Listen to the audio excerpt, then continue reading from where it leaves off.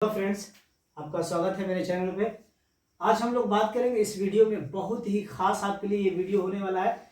चूंकि DElEd entrance 2023 में 10 अंकों का होगा रीजनिंग, और रीजनिंग बहुत ही बेहतर ढंग से आपको बता दिया जा रहा है। रीजनिंग में कौन कौन से चैप्टर से सवाल किए जाएंगे इसको आप पहले समझ लीजिए और इसके बाद रीजनिंग की तैयारी कीजिए। बहुत ही बेहतर ढंग से आप तैयारी कीजिए रीजनिंग का, इन सभी चैप्टर को देख लीजिए। आपका 10 में 10 अंक आपका लिखित है। सबसे पहले तो ये समझिए कि रीजनिंग का सिलेबस क्या होगा। डीएलएड 2023 में किन किन चैप्टर्स से रीजनिंग पूछे जाएंगे। तो सबसे पहले आइए मैं आपको बताता हूँ कथन एवं निष्कर्ष। मैं इसमें एग्जाम्पल के साथ आपको बताने वाला, बिल्कुल मत घबराइए कि कथन और निष्कर्ष क्या है, कैसे किस प्रकार के सवाल कथन और निष्कर्ष में किए जाएंगे। आपको बिल्कुल टेंशन नहीं लेना है, मैं आपके साथ हूं।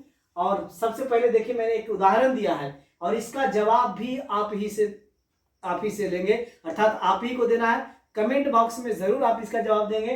पहला सवाल है कि कथन एवं निष्कर्ष जो चैप्टर है, इस चैप्टर से कैसे सवाल, किस तरह के सवाल होंगे। तो देखिए सवाल मैंने लिख दिया कथन है, कुछ शिक्षक व्यस्क हैं, कुछ शिक्षक व्यस्क हैं, कुछ व्यस्क कवि हैं। ये कथन है। इसका निष्कर्ष है, पहला कुछ शिक्षक कवि हैं और दूसरा निष्कर्ष है कुछ कवि शिक्षक हैं। अब इसका ऑप्शन नंबर 1 में है, एक वाला कथन, एक वाला निष्कर्ष सही है, या 2 वाला निष्कर्ष सही है, या दोनों निष्कर्ष सही है, या कोई भी निष्कर्ष सही नहीं है। यह आपको कमेंट बॉक्स में जवाब देना है। इसके बाद कोडिंग डिकोडिंग से सवाल किए जाएंगे।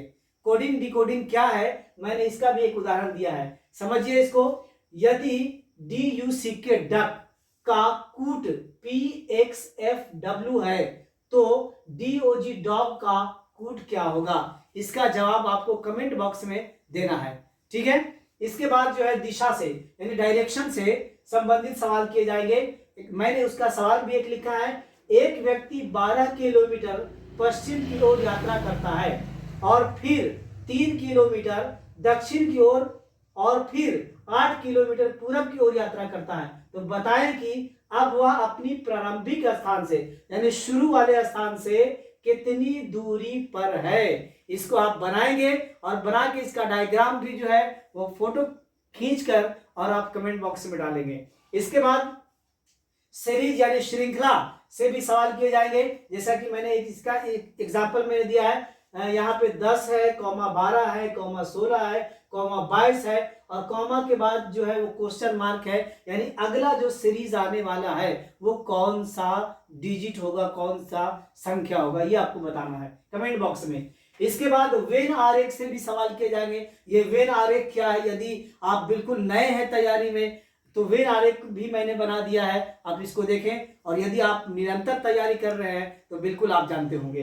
देखिए वेन आरेख क्या है, जैसे इस प्रकार का एक आरेख तैयार किया गया है जिसमें दिया हुआ है ये साहित्यकार है, ये जो है पाठ है इतिहासकार का, ये पाठ है पत्रकार का, और ये तीनों में टैली कर रहा, मैच कर रहा है। सवाल पहला इसमें है कि कितने इतिहासकार या तो पत्रकार है या साहित्यकार है, यह आपको कमेंट बॉक्स में जवाब देना है। दूसरा सवाल है कितने व्यक्ति तीनों हैं। तीनों का मतलब साहित्यकार भी हैं, इतिहासकार भी हैं और पत्रकार भी हैं। ये 2 सवाल का जवाब आपको कमेंट बॉक्स में देना है ताकि मैं ये समझूं कि आप किसी भी चैप्टर्स को किस हद तक समझ पा रहे हैं। यदि आप चैनल पे नए हैं तो आप चैनल को सब्सक्राइब कर लीजिए और इसके बाद आगे समझिए।